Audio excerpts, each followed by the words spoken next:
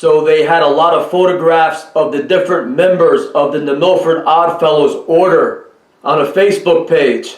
So they have these banquets going on, and many appear to be ex-military, or what is called non-active duty military personnel. So from my understanding, non-active duty means they're not actively serving the military, either on a base or overseas somewhere, but they still are employed by the U.S. military. And what they will not tell you, if you look that up on the internet and hear their description for it, is that what they do is they take their non-active duty military people and they put them all in certain areas at the military controls, and which I call a M.C.R.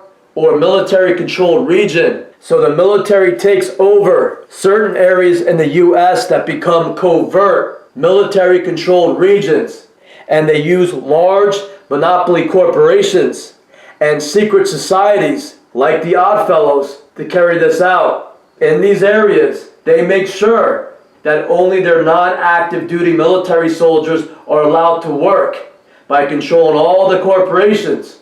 All these monopoly corporations will only give non-active duty military personnel jobs, and they can starve out any civilian they want to. And all these non-active duty soldiers are all instructed to join whatever secret society is in the area, including lodges like the Independent Order of Oddfellows, with their Rebeccas and their junior Freemason orders.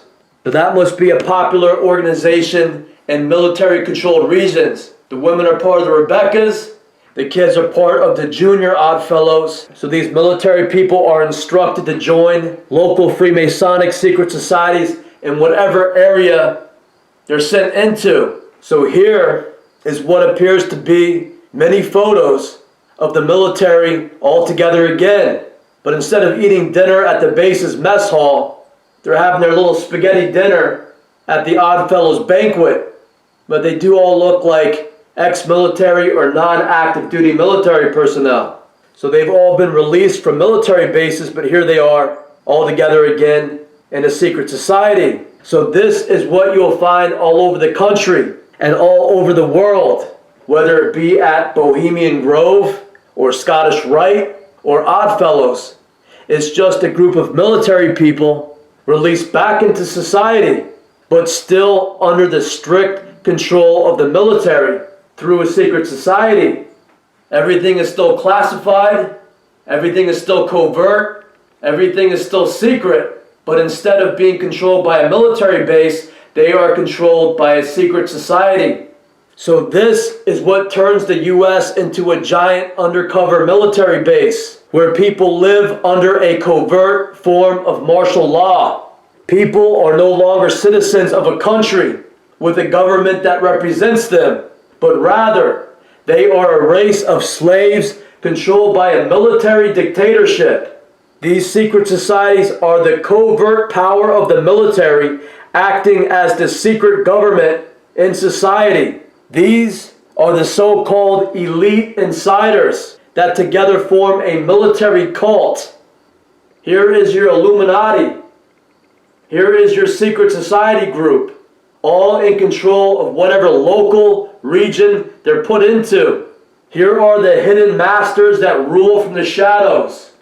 So they take over all these different areas across the U.S. and in turn control society with their vast numbers of people, all let out of military bases and sent into secret societies all across the U.S. So these Freemasonic halls, like the Oddfellows, that's like their clubhouse. But the real secret society is the whole area they live in, is the whole area that the military has taken over. That's the real secret society. So their motto is friendship, love, and truth. They state they are a charitable organization, and their mission is to visit the sick, relieve the distressed, bury the dead, and educate the orphan. So this is the local ruling group out of New Milford.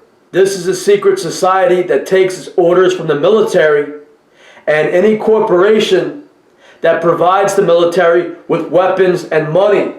And most of these giant corporations are from Europe. So the military works for Europe. These are the people that understand that the military controls the area, and if the military decides that it needs to execute people, the secret society members will have no choice but to follow orders to assist in this process. In their minds, it will be you or them, and they are definitely not going to choose you. They're not going to go against their orders and risk losing their job or position in their military society. They will know that all the large positions in the local government, in the police, in the churches, in these large corporations, in the local businesses are all held by people such as themselves. And they know to go along with whatever the military says. Like everyone else they know and everybody else that they work with. It's just real easy to follow orders and everything else will be provided for.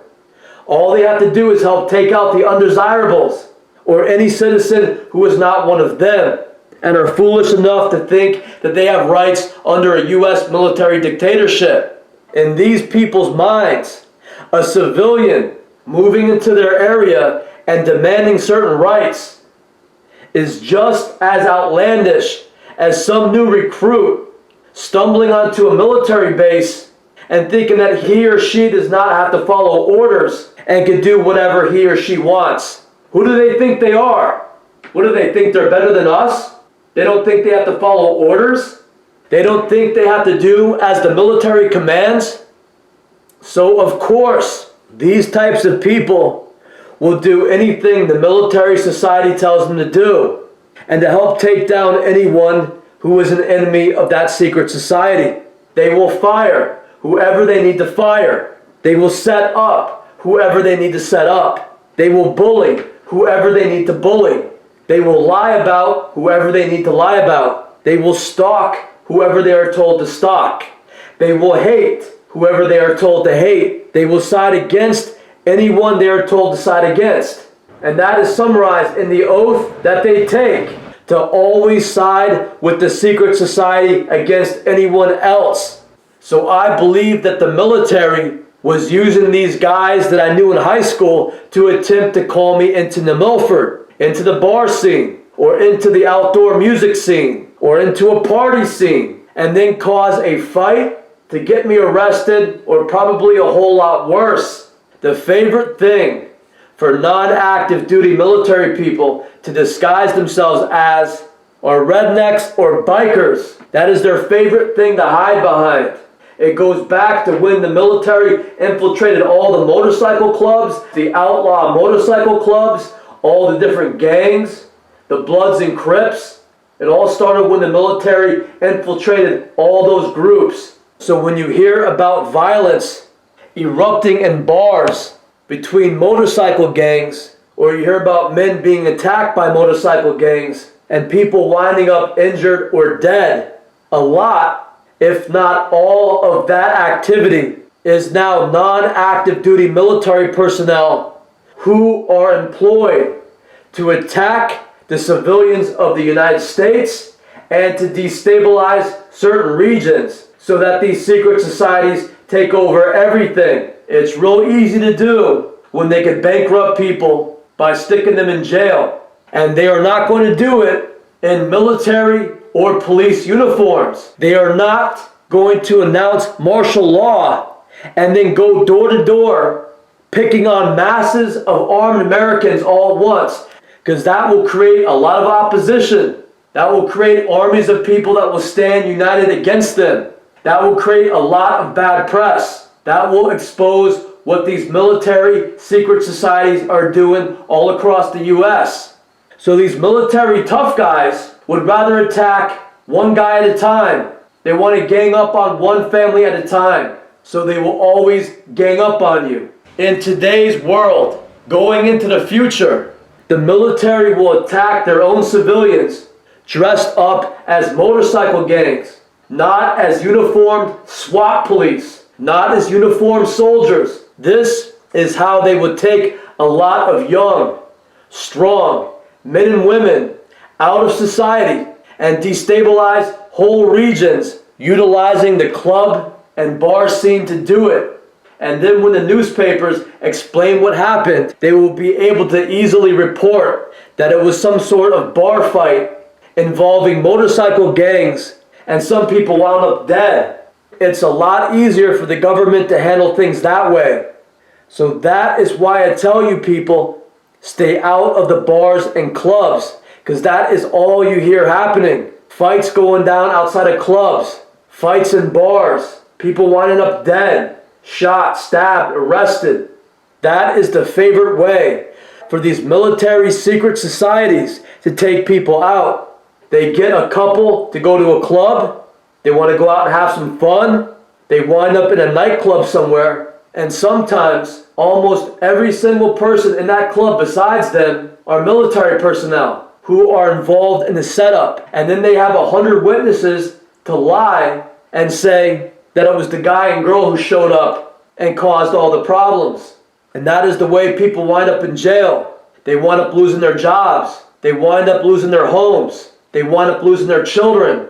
And they wind up losing their lives. So don't go into these snake pits, especially if you are involved in getting this information out.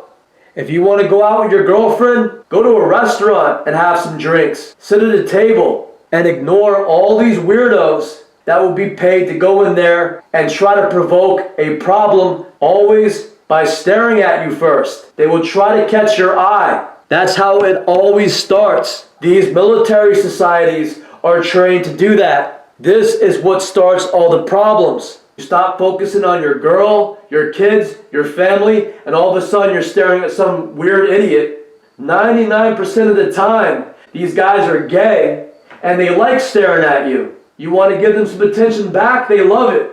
They'll act like they're pissed off. They might try to get you into a fight with them, but nothing's better than getting your attention and then rolling around in the street with you. That's a hot date for these guys. So ignore them, because they are just trying to ruin your life. What they do is, if you're at a bar, you're at a restaurant, some weirdo sits across from you and catches your eye, and then you have a little staring problem with this guy. Next time you get up to use the bathroom, they will have another guy standing in the hallway on the payphone glaring at you again. Then another guy in the bathroom. So it sets a routine to start staring back at all these weirdos that obviously have some problem with you. And then after you are a little buzzed and you're walking down the street with your girlfriend on your way home, they'll position a gang of guys on a street corner, and when you wait to cross the street, these guys are glaring at you too. But this time they'll ask you, what are you looking at? What's your problem? And most times, the guy will feel provoked. He will not want to back down in front of his girlfriend,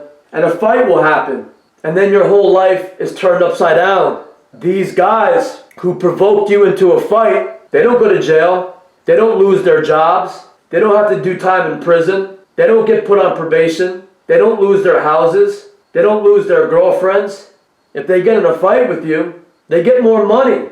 They get promotions. The government pats these guys in the back for a job well done. So do not fall for this game. I see it over and over again. Whenever I go out to eat with my family or go on a trip somewhere, we're sitting there at a table and they will have a gang of tattooed guys sitting right next to us, or a gang of these preppy tennis player guys sitting right next to us. They'll have a gang of golf players with attitude sitting right next to us, staring at me the whole time, trying to get me to notice them, and then catch an attitude in return, because they want to ruin your life. They want to make you miserable and ruin your life. So do not let them draw you down to their level. Just ignore them.